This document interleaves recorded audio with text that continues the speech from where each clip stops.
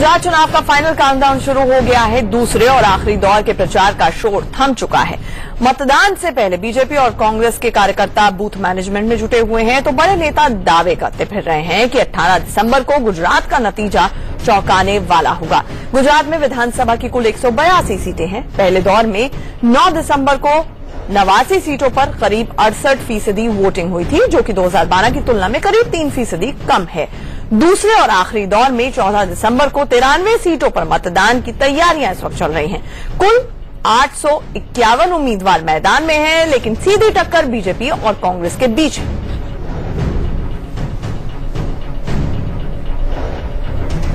गुजरात में इस बार चुनाव मोदी बनाम राहुल हो गया है। बीजेपी को उम्मीद है कि प्रधानमंत्री नरेंद्र मोदी के नाम और काम पर गुजरात की जनता फिर मुहर लगाएगी, जबकि कांग्रेस 22 साल की एंटी इनकम्बेंसी भुनाने का गोल्डन चांस देख रही है।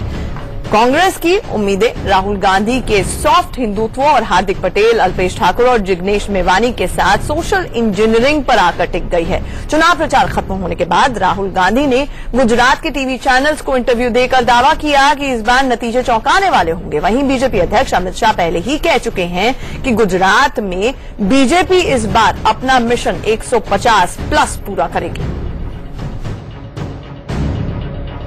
हमारी सरकार आपकी मन की बात सुनेगी और बिना आपसे पूछे निर्णय नहीं लेगी। आपसे पूछकर, चाहे वो किसान हो, मजदूर हो, जो भी हो, आपके पास आकर, आपसे बैठकर, गले लगकर आप बताओ भैया क्या करा जाए। आपकी सरकार होगी। काउंटिंग आए तब फोन कर लेना। हम 150 के ज्यादा सीटों के साथ गुजरात के जीत के सारे रिकॉर्ड तोड़कर विजयी होंगे। करीब आधा दर्जन मंदिरों में दर्शन के लिए प्रधानमंत्री गए, लेकिन राहुल गांधी ने तो तमाम रिकॉर्ड तोड़ दिए। करीब 27 मंदिरों में वो दर्शन करने के लिए गए। यानी कि गुजरात में किसकी भक्ति में ज्यादा शक्ति है, इसका पता 18 दिसंबर को चलने वाला है। बहरहाल हमारे साथ महाबहस में चर्चा के लिए इस वक्त तमाम हमारे पैनलिस्ट जुड़ गए हैं। हमारे साथ शाहनवाज हुसैन साहब, जो कि वरिष्ठ नेता है बीजेपी के और साथ ही साथ प्रवक्ता है, वो इस वक्त जुड़ रहे हैं। हमारे साथ आलोक शर्मा जी, प्रवक्ता कांग्रेस, जुड़ रहे हैं। साथ ही साथ वरिष्ठ पत्रकार एनके सिंह साहब भी हमारे साथ जुड़ रहे हैं। हम सीधे चलते हैं शाहनवाज हुसैन साहब के पास। अभी चुनाव की गहमागहमी शुरू भी नहीं हुई थी कि बीजेपी के राष्ट्रीय अध्यक्ष अमित शाह साहब ने, शाहनवाज भाई, ये कह दिया कि 150+ सीटें आएंगी। मुझे ये बताएं कि अगर इतना कॉन्फिडेंट थे तो कारपेट बॉम्बिंग जिस तरह से प्रधानमंत्री की रैलीज की गई, मंत्री से लेकर संतरी तक तमाम जो कैबिनेट मंत्री थे वो भी गुजरात में जुटे हुए थे। 2012 और 2007 में देखने को नहीं मिला था, फिर ऐसा क्यों? देखिए, जब भी भारतीय जनता पार्टी के चुनावी रणनीति को जो लोग जानते हैं वो ये समझते हैं कि भारतीय जनता पार्टी हर चुनाव को बहुत गंभीरता से लड़ती है। हम चुनाव के मैदान में जब जाते हैं तो युद्ध मानकर जाते हैं और पूरी ताकत लगा के उसको लड़ते हैं और जनता में कोई भ्रम पैदा न करे इसलिए पूरी तरह ताकत लगाते हैं। और जगह जहां भी चुनाव हुए हैं वहां हम सरकारों के खिलाफ लड़े। यहां हमारी अपनी सरकार है, 22 साल से सरकार काम कर रही है, गुजरात तरक्की के रास्ते पर है, तो इसलिए गुजरात के अंदर एक एक घर, एक एक परिवार से नरेंद्र मोदी जी जुड़े हुए हैं। डिमांड के आधार पर हम सभा बनाते हैं, तो उनकी सभा मतलब इतनी डिमांड थी क्या? हम लोग गए और पहले इतनी डिमांड थी। नरेंद्र मोदी की डिमांड तो पूरे देश के अंदर है। गुजरात के तो बेटे हैं, उनकी डिमांड तो हर कोई चाहता था कि प्रधानमंत्री बनने के बाद कम आए, गुजरात तो ज्यादा आए। नहीं, वही मैं कह रही हूँ कि 2007 और 2012 में, क्योंकि प्रधानमंत्री उस वक्त नहीं बने थे, मोदी जी खुद मौजूद थे। 2007 और 12 से बिल्कुल 2007 और 12 कहीं ऐसा तो नहीं कि गुजरात की जनता से ज्यादा वहां की बीजेपी प्रधानमंत्री मोदी को मिस कर रही थी? नहीं, गुजरात की जनता के डिमांड पर वो गए हैं और गुजरात उनका राज्य है। गुजरात ने आशीर्वाद देके 26 की 26 लोकसभा सीट देकर उनको प्रधानमंत्री बनाया। और गुजरात के अंदर, क्योंकि 10 साल से जब कांग्रेस की सरकार थी तो विकास की धारा को रोकने की बहुत कोशिश होती थी। अब केंद्र में मोदी जी हैं, राज्य में हमारी सरकार है, तो गुजरात की जनता चाहती थी कि मोदी जी यहां पर आए और ये सरकार बनी रहे। और हमने बीच में नहीं कहा, आपने दिखाया कि अमित शाह जी ने अभी कहा, हमने कहा 150 मिशन 150+। और 18 तारीख को देखिएगा 150 से ज्यादा सीट जीतेंगे। कांग्रेस की दिक्कत ये रहती है कि चुनाव से पहले बहुत माहौल बनाती है कि हम जीत रहे हैं, और चुनाव के दिन उनको पता लगता है कि रिजल्ट क्या होता है। चलिए, आपका विकास तो कल हमने देखा किस तरह से विमान पर भी सवार हो गया। आलोक शर्मा जी, आप सिर्फ माहौल बनाते हैं, और जिस तरह से राहुल गांधी ने कहा कि जबरदस्त जो है वर्डिक्ट आने वाला है, गुजरात की जनता ने प्यार दिया, अचार दिया, वोट कैसे देगी आपको? वहां की जनता तो हमेशा से ही बीजेपी की बड़ी प्रिय रही है। देखिए, मैं समझता हूं कि शहनवाज भाई बार बार गोल गोल घुमा रहे हैं कि मोदी जी को वहां ज्यादा डिमांड थी, ज्यादा बुलाया। आप सीधा कह दीजिए ना, आपके प्रवक्ता ने कहा है मोदी जी देश के बाप है, बाप को बुला लिया वहां। आप किस तरह से बार बार घुमाए जा रहे हैं? आप अगर इतने ही कॉन्फिडेंट थे तो आप मुझे बता दीजिए, पूरा मंत्रिमंडल 3 महीने से वहां, 250 सांसद वहां पर जिस तरह से गली गली घूम रहे हैं। मोदी साहब की 70 रैली के करीब था, वो घटाकर क्योंकि वहां भीड़ नहीं आई आपको 40 करनी पड़ गई। आप वहां पर किसी मुद्दे को एड्रेस नहीं कर पाए। भ्रष्टाचार, महिला सुरक्षा, महंगाई, एक शब्द रोजगार, कोई शब्द मोदी जी के भाषणों में नहीं था। आखिर में इमोशनल पिच पर आ गए मोदी जी। गुजरात के हमारे भाइयों ने सबने मिलकर वो इमोशनल पिच भी खोद कर डाल दी। वहां पर पूरी बाउंसर आ गए ना लोग जी। नहीं, हम नहीं आए, हमने कभी हिंदू मुस्लिम नहीं किया। हम तो बल्कि इस बार पूरी ताकत, बस मंदिरों में गए, आपने हिंदू मुस्लिम, वही तो दिक्कत है कि अब लोग कह रहे हैं कि आपने हिंदू किया, मुस्लिम नहीं किया इस बार, जो आप करते आ रहे हैं। आंचल जी, हिंदू मुस्लिम हमेशा भाजपा करती थी, इस बार हमने नहीं करने दिया, ये हमारी जीत है। आप मुझे केवल ये बता दीजिए कि मोदी साहब ने 22 साल का शासन करने के बाद भी कौन सा विकास का मॉडल रखा है? विजन डॉक्यूमेंट इनका चुनाव से एक दिन पहले आया, ना विजन था, केवल भाषण ही भाषण था, बाकी सब गुल था। आज वहां पर ना विजन है, ना कुछ और चीज नजर आ रही है, केवल टेलीविजन जरूर नजर आ रहा है कि मोदी साहब वहां पर टेलीविजन पर दिख रहे हैं। विदेशी विमान आया, विदेशी पायलट आए, और जहां पर जो धरोई में बांध था उसके बारे में किसी ने नहीं बताया कि पंडित नेहरू ने 55 साल पहले बना दिया था इसको।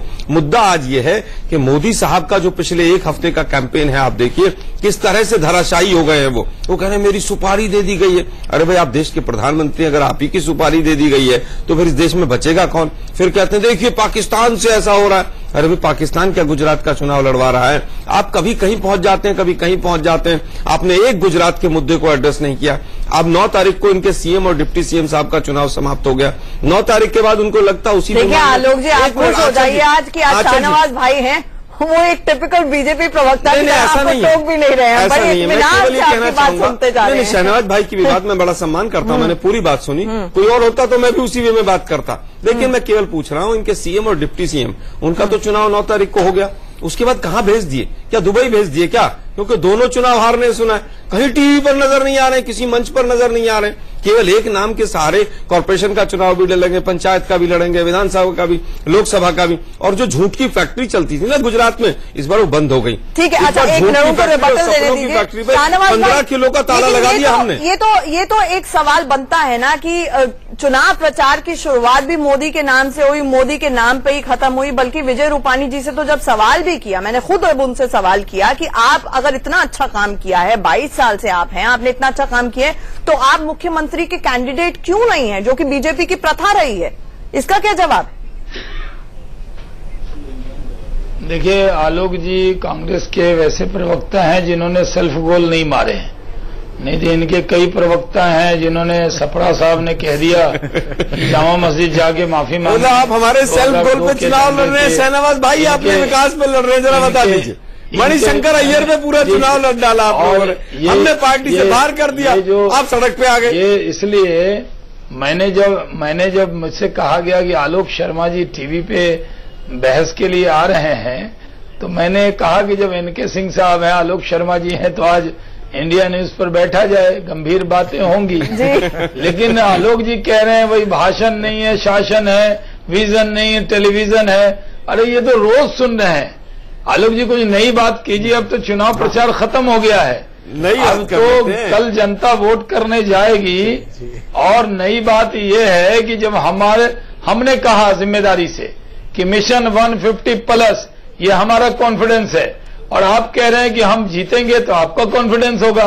लेकिन जिन मुद्दों पर चुनाव जाना था, हम चुनाव विकास के मुद्दे पर ले जा रहे हैं, आप विकास के मुद्दे पर नहीं ले गए।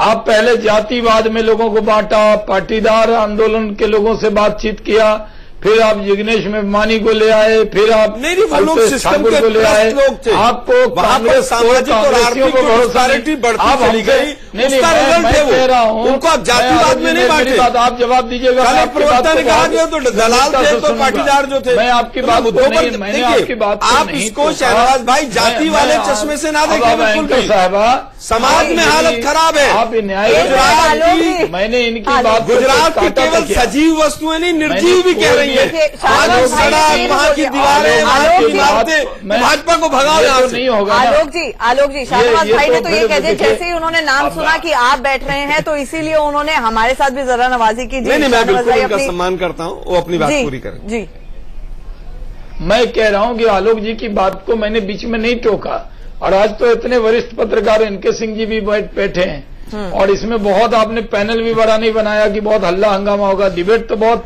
गंभीर डिबेट मैं चाहता हूं कि आज हो जानी चाहिए। मैं आपसे कह रहा हूं कि आपने हमसे ये कहा कि आपके जो कहा, मैं उसी का जवाब देता हूं अक्षरशः। आपने कहा कहाँ है नितिन पटेल, कहाँ है रूपानी साहब। मैं पूछता हूं कहाँ है मोडवाडिया साहब, कहाँ है भरत सोलंकी, कोई नहीं। आपने तो जिग्नेश मेवानी, आपने अल्पेश ठाकुर, हार्दिक पटेल, उनके लोग, यानी कांग्रेस का प्रदेश नेतृत्व भी आपने बिल्कुल वैलिड पॉइंट है। आलोक जी जवाब दीजिए। आप तो बैसाखियों के सहारे ये पूरा का पूरा कैंपेन चला रहे हैं। आपने कहा यूपी को साथ पसंद है। आपको मैं एक बार पूरा कर लूं, एक बार पूरा कर लूं। आपने मैं कह रहा हूं मैं पूरा कर लूं सर, मैं आप पूरा कर लूं। आपने यूपी में कहा यूपी को साथ पसंद है, अखिलेश यादव को ले आए, अपने नेतृत्व को ध्वस्त कर दिया। यहाँ पर आप 3 सामाजिक संगठन के लोगों को ले आए। कुछ नहीं होने वाला है। हर चुनाव में आप दावा करते हैं, और नरेंद्र मोदी जी मुख्यमंत्री थे तो 2/3 बहुमत से जीतते थे, इस बार प्रधानमंत्री है। गुजरात की जनता 3/4 बहुमत से आशीर्वाद देगी। अच्छा, एक मिनट रुक जाइए। आलोक जी एक बात बताइए, बीजेपी के पास और कोई नहीं तो मोदी जी तो हैं, और किसी के पोस्टर्स दिखे ना दिखे लेकिन पूरा गुजरात मोदी जी के पोस्टर से पटा पड़ा है। आप मुझे ये बताइए, आपकी तो लोकल लीडरशिप ही नहीं है, आपके पास तो एक चेहरा नहीं है। आप भी तो राहुल गांधी को मंदिर हॉपिंग करा रहे हैं ना। देखिए, राहुल गांधी जी हमारे निर्वाचित अभी राष्ट्रीय अध्यक्ष हैं, वो क्यों नहीं जाएंगे चुनाव के लिए। लेकिन इलेक्शन कमीशन की धज्जियां उड़ाते हुए जिस तरह से गुजरात की तमाम बिल्डिंग, सड़कों पर, पोल्स पर, इलेक्ट्रिसिटी पोल्स पर मोदी जी के पोस्टर लगे हैं, मोदी जी के वहां पर बीजेपी के झंडे लगे हैं, इलेक्शन कमीशन को नजर नहीं आ रहा है क्या? अब जिस तरह से वहां मुझे बताइए, शक्ति सिंह गोहिल, सब लोग चुनाव लड़ रहे हैं। मोडवाडिया नहीं, मुझे बताइए मोडवाडिया किसी में इतना मादा है जो हार्दिक पटेल जितनी भीड़ खड़ी कर पाए? कांग्रेस के किसी एक नेता में इतना मादा है? करना भीड़ तो अन्ना हजारे साहब ने भी बहुत की थी बीजेपी के कहने पे। क्या वो सीएम बन सकते हैं क्या दिल्ली के? संभव नहीं। नहीं, आप कह रहे हैं कि भीड़ इकट्ठा करना एक अलग विषय है, चुनाव लड़ना एक अलग। आप भीड़ इकट्ठा कर नहीं पा रहे हैं, वोट डलवा देंगे। मुझे केवल ये बताइए, भीड़ तो केजरीवाल ने बनारस में बहुत इकट्ठी कर दी थी, तो क्या जीत? मुझे एक बात बताइए, मुद्दे पर नहीं, मुझे एक बात बताइए, दिल्ली में भीड़ इकट्ठा कर दी थी, अरविंद केजरीवाल ने 67 सीटें ले आए थे ना। आप भीड़ ही नहीं इकट्ठा कर पा रहे होती है। अच्छा, कैसे होती है सर? फिर मुद्दों पर होती है, मुद्दे उठाए जाते हैं, बीजेपी को हराना। मुद्दे आप 22 साल से उठा रहे हैं सर, वोट नहीं बढ़ा पा रहे हैं। 22 साल से हमारा वोट परसेंटेज भी बढ़ा, मुद्दा नहीं है ना, मुद्दा है बीजेपी को हराना, ऐसे थोड़ी जनता हरा देगी। इस बार 111 से ऊपर जाएंगे हम। मुद्दे की बात यह है कि मोदी साहब के अलावा आपके पास कोई चेहरा नहीं। आपने पिछले 50 दिन के अंदर 20 बार वहां पर किस तरह के रोड शो, और कभी कुछ सरकारी पैसे पर हो रहा है। आप कल हवाई जहाज लेकर आए, वो भी सरकारी खर्चे पर है। क्या बीजेपी की जेब से जा रहा है क्या? आपने तो पूरी तरह से चुनाव का मजाक बना दिया। इवेंट मैनेजमेंट से चुनाव शुरू किया और इवेंट मैनेजमेंट पे जाके चुनाव का मजाक तो आप लोगों ने बनाया है। कल कह रहे मैं गुजरात का बेटा हूं, परसों कह रहे मैं यूपी का बेटा हूं, भगवान याद आ गए मैं दिल्ली का बेटा हूं। अरे भैया, में भगवान याद आए, उससे पहले हम सब आपको स्वीकार करते हैं कि आप हिंदुस्तान के मंदिर आप घूम रहे हैं। मुझे केवल ये बता दीजिए मोदी जी को, महिला सुरक्षा, महंगाई, रोजगार, भ्रष्टाचार, महिला सुरक्षा में हर चीज मोदी साहब के 1 महीने के बाद महिला की जितनी ये सब सुरक्षा है तमाम गायब हो गए। मिनिमम गुजरात के अंदर 2 बजे रात में भी बेटियां शाहनवाज भाई, मिनिमम सपोर्ट प्राइस किसान का कहाँ गया? आलोक जी ठीक है, सपोर्ट प्राइस किसान का कहाँ गया? आलोक जी ठीक है, आप बाजरा मूंगफली किसान रो रहा है, मर रहा है वहाँ पर। ठीक है, आप भी ट्विटर के जरिए राहुल गांधी भी 14 सवाल उठा रहे हैं, लेकिन वो सवालों के जवाब में इंटरेस्टेड नहीं है, वो रुद्राक्ष और जनेऊ दिखाने में ज्यादा इंटरेस्टेड नजर आ रहे हैं। ठीक है, एनके सिंह सर, एनके सिंह सर, मोदी साहब जवाब तो दें। 150 प्लस राहुल गांधी का दावा, जबरदस्त शॉकिंग वर्डिक्ट, दोनों तरफ ही काइट फ्लाइंग हो रही है। जमीन पर इस बार गुजरात को भांप पाना बेहद मुश्किल हो रहा है। जी हाँ, बाईपोलर कंटेस्ट में अगर दोनों इक्वी पोज्ड हो तो ये दिक्कत आती है। बाईपोलर कंटेस्ट है, इसमें कोई दो राय नहीं है कि ये कंटेस्ट जो है ये 2012 के कंटेस्ट से अलग है। जहां तक मोदी जी का सवाल है, उनके पास एक ऐसा व्यक्तित्व है जिसने कि बीजेपी के लगातार घटते सपोर्ट बेस को, जो कि 2004 में, 2009 में, 2014 जब तक नहीं आया था, बल्कि 1999 में भी बीजेपी का सपोर्ट बेस परसेंटेज के हिसाब से घटता रहा। ऐसे में एक चेहरा आता है नरेंद्र मोदी का, और वो पूरे 18.6 से बीजेपी को 2009 में 18.6% से वोट मिले थे, बीजेपी को खींच के 13.3% पे ले जाता है। तो जाहिर है कि वो देश भर का, गुजरात का भी चेहरा है, और मोदी एक बॉर्न फाइटर है, इसमें कोई दो राय नहीं। मेरे ख्याल से कोई भी ना इत्तेफाकी नहीं कोई करेगा कि बीजेपी एक फाइटर है, वरना यूपी में क्या तुक था, बिहार में क्या राहुल गांधी ने जब ये बात बोली एनके सर की, अब मैं कैसे नफरत कर सकता हूं मोदी जी से, उनसे तो मैं बहुत सीखता हूं। तो ये जिस तरह शाहनवाज भाई ने भी कहा कि हम हर चुनाव युद्ध की तरह लड़ते हैं, आपको लगता है राहुल गांधी वाकई युद्ध की तरह ये चुनाव लड़ रहे हैं? अच्छा, उन्होंने सीखा, बिल्कुल सही आंचल आप सही कह रही हैं, और राहुल ने बिल्कुल दिल की बात कही है कि मोदी जी से सीखा है, वरना राहुल में ये फाइटिंग जील उस तरह का नहीं था। पहली बार गुजरात इलेक्शन में ये देखने में आया है, और बड़ा वाजिब था, समय के साथ आया है, जब जनता चाह रही थी कोई कि ऐसा कोई कद्दावर लीडर आए। हालांकि ये जो अभी आप देख रही हैं, बिल्कुल सही है कि गुजरात में कांग्रेस का कैडर नहीं था, बीजेपी का कमिटेड कैडर तो है, लेकिन सेकंड रैंक लीडरशिप की कमी है। लेकिन वहां पे कांग्रेस का तो कैडर भी नहीं था, और कांग्रेस का कैडर दरअसल देश में फिर से इनको पैदा करना पड़ेगा, जो आजादी के टाइम से करीब 30 साल तक रहा, वो कैडर अब नहीं है, तो ये फिर से जनरेट करना पड़ेगा। लेकिन राहुल गांधी ने जिस तरह अपने को कंडक्ट किया, एक रिलक्टेंट पॉलिटिशियन से एक ऐसा जो कि फाइटर हो, ये इतना बड़ा चेंज राहुल गांधी आए। जहां तक मंदिर का सवाल है, जाहिर है कि ये पॉलिटिकल गेम के लिए, इसमें कोई दो राय नहीं है। अब 20 मंदिरों में अगर आप जाएंगे और एक मस्जिद में नहीं जाएंगे क्योंकि वहां पे 9.5% सिर्फ मुसलमान है, तो जाहिर है कि आपका पर्पस क्या है। जनता इतनी बेवकूफ नहीं है। लेकिन इसमें गलत क्या है? अगर राम मंदिर का मुद्दा बीजेपी उठा सकती है यूपी इलेक्शन में, बिहार इलेक्शन में, तो अगर राहुल गांधी मंदिर जाते हैं तो दोनों मैच कर रहे हैं, तो इसमें मुझे नहीं लगता कि कोई नैतिक रूप से गलती है। शाहनवाज भाई ये बताएं कि कहीं डर तो नहीं लग रहा है कि शागिर्द या चेला कह लीजिए, क्योंकि राहुल गांधी ने घोषित ही कर दिया एक तरह से कि वो प्रधानमंत्री से बहुत ज्यादा सीख रहे हैं, कहीं आगे ना निकल जाए, क्योंकि आपको भी समस्या है। वो मंदिर पहले नहीं जाते थे तो समस्या थी, अब मंदिर जा रहे हैं तो आप लोगों को प्रॉब्लम है। क्यों प्रॉब्लम हो रही है? वो मंदिर जा रहे हैं, जाने दीजिए। नहीं, हम तो चाहते हैं कि वो मंदिर अपने पूजा पद्धति पर हर व्यक्ति को चलना चाहिए। सिर्फ चुनाव के वक्त ही भगवान याद ना आए, हरदम उनको भगवान याद आना चाहिए, जाना चाहिए, काशी भी जाना चाहिए, मथुरा जाना चाहिए, अयोध्या भी जाकर राम मंदिर में नहीं। फिर रविशंकर प्रसाद ये आके क्यों कह रहे हैं कि देखिए भोले भक्त भले ही हो, लेकिन राम मंदिर पर अपना स्टैंड क्लियर कीजिए। गुजरात चुनावों में राम मंदिर बीजेपी को बीच में लाने की क्यों जरूरत? अयोध्या जब नरसिम्हा राव जी की सरकार थी तो कांग्रेस का एक प्रतिनिधि मंडल गया था, एनके सिंह जी इस बात को जानते होंगे। जी जी बिल्कुल। उस वक्त सारे सांसद गए थे, तो सारे सांसद वहां गए तो सिर्फ मणिशंकर अय्यर थे जो पूजा करने के लिए राम मंदिर में मत्था टेकने नहीं गए, बाकी कांग्रेस के सारे सांसद ने जाकर पूजा की थी। और उसके बाद जब वो दिल्ली आए तो ये बहुत बड़ी खबर बनी थी। तो जब मैं तो ये चाहता हूं कि भव्य राम मंदिर तो बाद में बनेगा, लेकिन अभी तो वहां मंदिर स्थापित है। चुनाव प्रचार की थकान के बीच में रिजल्ट से पहले अयोध्या भी चले जाएं, वहां भी जाके मत्था टेक लें, और क्या दिक्कत है? अब तो केसरिया जैकेट पहन के आलोक जी भी आने लगे हैं। तो बीजेपी अब तो बीजेपी की आप जो है आप बीजेपी का क्लोन बनने के लिए शिवसेना से भी आगे निकल रहे हैं, तो कोई दिक्कत नहीं है। कल में शाहनवाज भाई शिवसेना नाराज हो जाएगी, आप अपने शिवसेना नाराज हो जाएगी, आप जो कह रहे हैं। नहीं, शिवसेना तो पहले इनसे बहुत सवाल पूछ रही है। माफ कीजिएगा, एक ब्रेक के लिए मुझे रुकना पड़ रहा है। मुझे पता है आलोक जी आपको रिबटल देना है, एक ब्रेक के लिए मुझे रुकना पड़ रहा है, लेकिन बहुत सभ्य तरीके से आज बिना लड़े कांग्रेस और बीजेपी ये चर्चा कर रहे हैं। छोटा सा ब्रेक, जल्द लौट रहे हैं।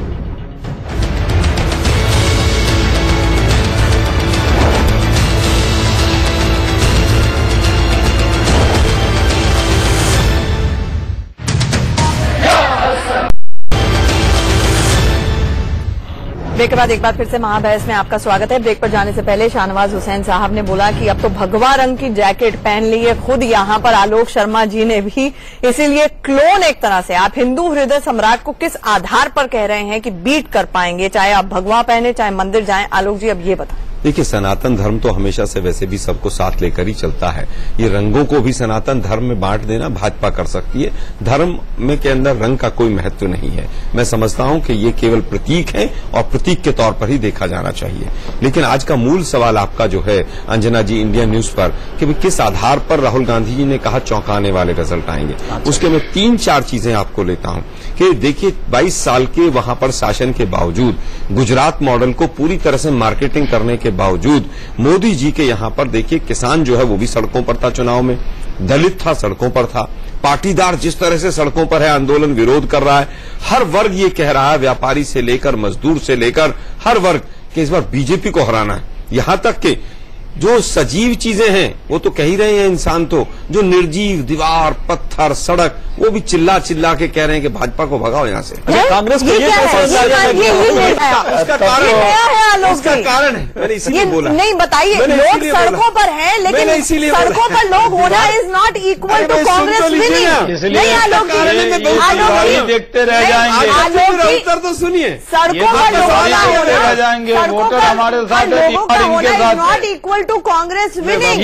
सड़क से बूथ पे कैसे पहुंचेंगे? आपका ग्राउंड पर कार्डर नहीं है। सुनिए ना, मेरा कार्डर पूरी तरह से मजबूत है। वहां पर जो निर्जीव चीजों की बात कही वो हालत ये कि थोड़ी सी बारिश हुई तो सड़कें बह गई। सड़कें भी कह रही है बार बार हमारे ऊपर रोड रोलर चलता है, ये लोग भ्रष्टाचार में सब बह जाता है। वहां पर बिजली जो है वो कह रही है कि देखिए सरकारी कंपनियों को छोड़ के प्राइवेट को मुनाफा दिया जाता है। मैं इस एंगल से कह रहा हूं कि ट्रांसपोर्ट वाला जो सिस्टम था वो पूरा बैठा दिया इन्होंने। सजीव के साथ साथ निर्जीव वस्तुएं भी कह रही है बीजेपी से पीछा छुड़वाओ हमारा। आज सिचुएशन है परसेप्शन नहीं, ऐसा नहीं मैंने कहा सभी लोग सड़कों पर हैं। शशि कपूर साहब का डायलॉग था ना, आज तुम्हारे पास गाड़ी है, बंगला है। जब अमिताभ ने पूछा तो उन्होंने कहा मेरे पास माँ है। अब वो वही सवाल यहाँ पर आपसे हो जाता है। हमारे पास गुजरात की अस्मिता है, आपके पास क्या? गुजरात के पास लोकल इंटेलिजेंस है, आईबी है जो बता सकती है 150 से ऊपर सीटें आएंगी। आपके पास क्या आधार है? ये जवाब नहीं दे पा रहे। तभी तो मोदी जी जो है पिछले एक हफ्ते से बौखलाए हुए हैं। इनके पास रिपोर्ट क्या है? बता दो, दीवार हो गया इस बार कुछ नहीं बता बीजेपी का आधार है। इसीलिए मोदी जी वहां पर पूरी तरह से बौखलाए हुए हैं। वहां का परसेप्शन, एक मिनट आंचल जी, वहां का जो परसेप्शन है जनता का परसेप्शन बीजेपी के खिलाफ कि बीजेपी को हटाना है। हमने तमाम जो मुद्दे थे कि गुजरातियों की सरकार बने, 5 व्यापारियों की सरकार ना बने, उस चीज को हम जनता तक पहुंचाने में सफल रहे हैं और हमारी 125 से ज्यादा सीटें आएंगी। हम रियलिस्टिक टर्म्स में बात कर रहे हैं। हमारे जो है 150 का मुहूर्त किसी पंडित जी ने नहीं निकाला है, हम जमीन पर रहकर बात कर रहे हैं। नहीं, अभी तो आप दूसरे मुहूर्त पे कॉन्सेंट्रेट करिए, वो ज्यादा इंपॉर्टेंट है। शाहनवाज भाई जवाब। 150 सीटों का क्या आधार है? 4 आधार पे दीजिए। अच्छा, मैं बोल तो रहा हूं, बताइए। मैंने कहा कि आलोक जी का अब कॉन्फिडेंस मुझे पता लग गया कांग्रेस में कितना है। सजीव की जगह निर्जीव पर भरोसा कर लिया है। नहीं, मैं तो दोनों को कह रहा हूं, और निर्जीव वस्तुओं पर भरोसा करना चाहिए। हाँ, बहुत कुछ सिखाती है वो। अगर दीवारों को आप दीवारों को देखते भाई आप हैं तो बताइए ना, हमने तो बता दिया, जनता ने, इंडिया न्यूज है। के दर्शकों ने सुन लिया। मैं तो बोल रहा हूं, आप मुझे बता दीजिए, एक उद्योग बता दीजिए 4 साल में जो मोदी ने लगाया हो। मैं बोल तो रहा हूं, एक हॉस्पिटल बता दीजिए और एक यूनिवर्सिटी, 3 चीजें बता दीजिए। 150 का फिगर मान लूंगा। अच्छा, 1 मिनट। हाँ जी, शाहनवाज भाई जवाब। अच्छा, ये मैं कह रहा हूं, मैं जानबूझ के कल इनसे डिबेट में था तो ये पूछ रहे थे आंकड़े, तो आज मैं जानबूझ के पूरे आंकड़े लेकर बैठा, जिसमें 100 आदमी काम करते हो। मोदी जी ने कह रहा हूं कि 4 साल उद्योग है, पंडित नेहरू के मैं 10 उद्योग गिनवा दूंगा। पूछ रहे थे, मैं गोल गोल मत घुमाइए, अब तो जुमलों की फैक्ट्री बंद हो गई आपकी, वहां ताला लग गया उस पर। गोल गोल मत घुमाइए। जीत रहे हैं तो सुनने की आलोक जी, एंकर की भूमिका आप निभाएंगे तो आंचल आनंद जी क्या करेंगे? मैं खुद परेशान हूँ। बोलिए बताइए, एक फैक्ट्री का नाम बताइए, एक उद्योग का नाम बताइए। हो गया सर, 4 बार एक यूनिवर्सिटी। एंकर्स को हिदायत होती है कि एक चीज को 4 बार रिपीट नहीं करना है। अब आलोक जी 1 मिनट। शाहनवाज भाई। आलोक जी, मैं अगर गिनाने लगूंगा तो आंचल आनंद जी कहेंगी रहने दीजिए। मेरे पास वो पूरा आपने शिक्षा के क्षेत्र में मैं पूछा। केवल एक यूनिवर्सिटी तो पूछ रहा शिक्षा हूँ के क्षेत्र में सेंटर में गुजरात में लगाई हो। एक आप मिनट। ज्यादा टाइम मत लीजिए ना, एक बता दीजिए बस। ये ब्रेक से पहले और ब्रेक के बाद आलोक जी कुछ बदले से हैं। 1 मिनट रुक जाइए, जैसे राहुल गांधी बहुत बदल गए। एक हॉस्पिटल बता दीजिए जो सेंटर में लगाया हो पिछले इनके- 4 साल में गुजरात में, उसका नाम बता दीजिए बस।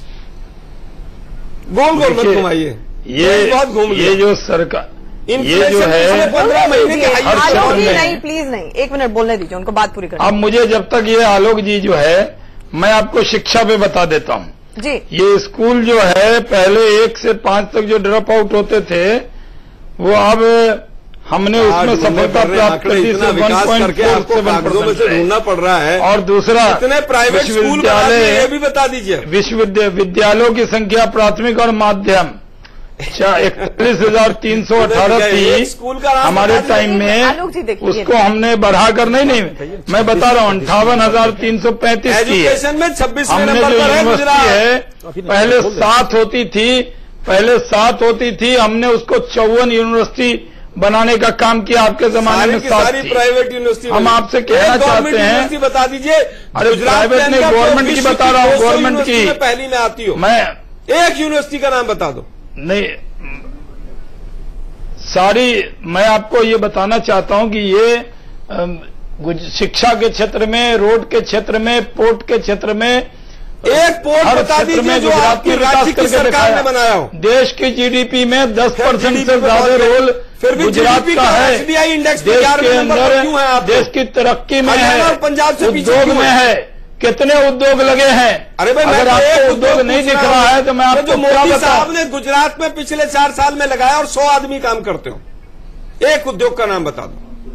अरे लाखों लोग काम करते हैं, चाहे चले जाइए वहां पर नहीं, एक उद्योग पेट्रोलियम के क्षेत्र में, चाहे चले जाइए पोर्ट पर, चाहे चले जाइए औद्योगिक इलाके में, यहाँ तक कि अमेठी के लोग भी नौकरी मांगने आते हैं, वहाँ उनको नौकरी मिलती है, अच्छा 1 मिनट, उनको शाहनवाज भी भाई, नौकरी देती है सरकार। 5400 रुपए ये के जो है- मास्टर रखते हैं टीचर आप, और आप विकास बता रहे हैं अच्छा एजुकेशन एक में। मिनट, एक मिनट, मुझे सवाल पूछो। अब मुझे 5400 रुपए में कॉन्ट्रैक्ट मुझे प्राप्त आपसे है बहस टीचर से। वैसी करनी मुझे पड़ेगी। ये नहीं बता दीजिए आलोक जी, आपको- 1 मिनट, 1 आप मिनट। जब बोलते हैं आप शाहनवाज भाई, बोलेंगे मुझे एक तो चीज मैं भी बीच बताइए, में बोलूंगा, ऐसे तो बड़ी एक दिक्कत चीज है। बताइए मुझे शाहनवाज भाई कि अगर इतना विकास हुआ, फिर विकास पूरे जी। के पूरे कैंपेन से गायब कैसे हो गया? बाकायदा मनीष तिवारी ने तो ट्वीट करके कहा कि गुजरात विकास मॉडल, एक बार भी किसी वरिष्ठ नेता प्रधानमंत्री मोदी ने उसका जिक्र तक नहीं किया।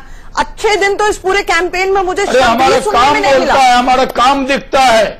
जब गुजरात से उनका लेंगे काम आपने वो दिखता है, अहमदाबाद से वो तो यूपी सड़क में बोलेगी। राहुल गांधी वाला वो था, ये यहाँ पे ना जाए, समस्या हो जाएगी। चलिए, आप हमारा- मोदी जी ने आखिरी बार अच्छे दिन आएंगे मैं कब कहा था मैं बता आपको दीजिए। बोलता हूं कि गुजरात के अंदर ये कांग्रेस का जो दुष्प्रचार है, इसी का जवाब वोट के अंदर कल मिलने वाला है कि जो गुजरात विकसित है उसको ये पिछड़ा हुआ गुजरात बता गुजरातियों रहे की वजह से हैं। जो विकसित है। गुजरात बीजेपी की में झूठ की रोल अदा फैक्ट्री कर की रहा वजह से है, विकसित नहीं है। जो गुजरात, जिस गुजरात को मनमोहन सिंह की सरकार ने एक नहीं अनेक बार विकास के एक सर्टिफिकेट बार भी दिए ऐसा हैं, नहीं हुआ उस जब तक गुजरात को हमारी ये सरकार पिछड़ा हुआ 10 साल बता तक दे रहे रही। हैं। 10 साल हमारी सरकार रही, आलोक उसी जी- समय पर आपने गुजरात मॉडल कहा कि आलोक गुजरात जी- तरक्की आलोक कर जी, इसमें रहा। अगर हमारा विरोधाभास है। सपोर्ट नहीं था तो तरक्की कैसे हुई? अच्छा, कौन सा आलोक- एक मौका बता दीजिए, कौन सा पैसा केंद्र सरकार ने काटा? आलोक जी, ये भी दुष्प्रचार विरोधाभास है। करना आप बंद कह कर रहे हैं दीजिए। गुजरात विकसित है, वो हर गुजरातियों क्षेत्र की में वजह से है, और हर 22 क्षेत्र साल से में वहां पैसा पर काटने बीजेपी का है। काम किया, आंचल जी, हर क्षेत्र में धान पैदा करने का काम किया, हर क्षेत्र में गुजरात को रोकने का काम किया,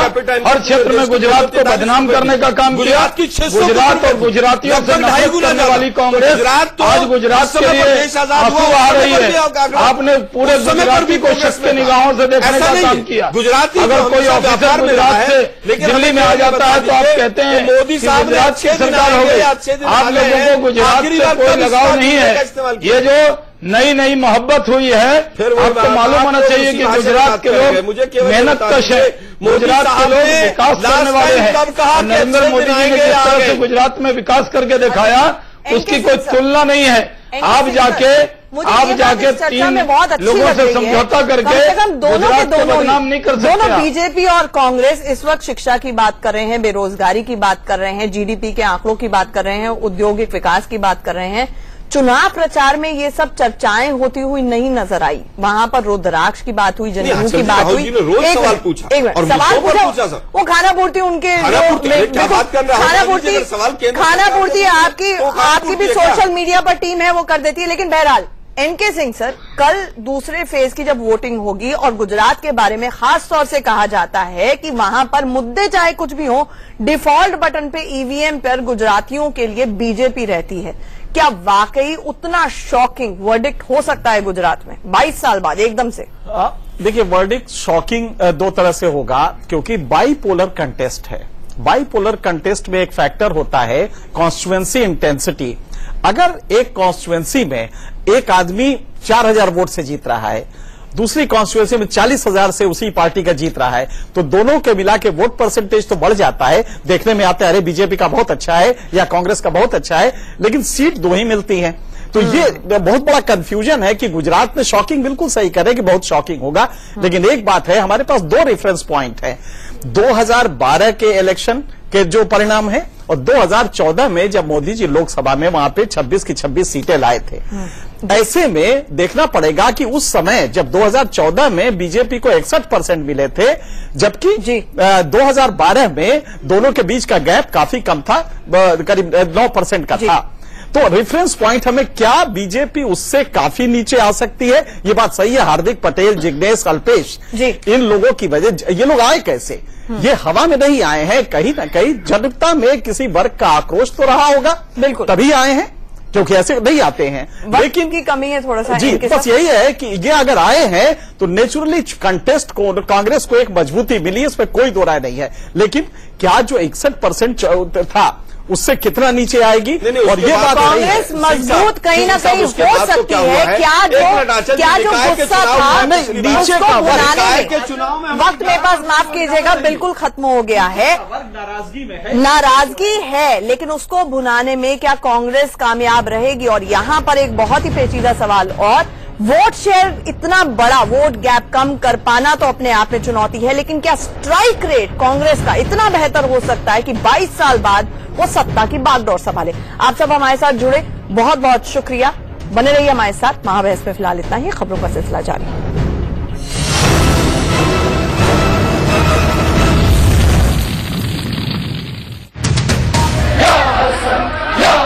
पाकिस्तान में